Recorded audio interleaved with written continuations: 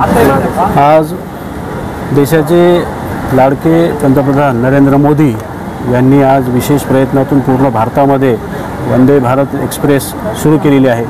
रस्त्यासोबतच रेल्वेचं जाळं विस्तीर्ण व्हावं आणि त्या जाळ्याला वेग यावा म्हणून वंदे भारत ही पूर्ण भारतामध्ये चालू आहे।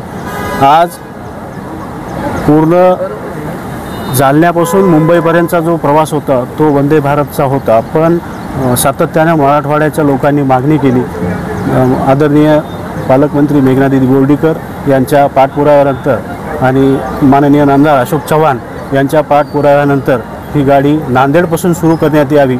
आज त्या मागणीला यश आलेलं आहे आणि ही आता गाडी नांदेड ते मुंबई असा प्रवास करेल आणि येणाऱ्या काळामध्ये परभणीच्या जनतेला, जालन्याच्या जनतेला, नांदेडच्या जनतेला लवकरात लवकर या प्रवासाचा लाभ घेता येईल।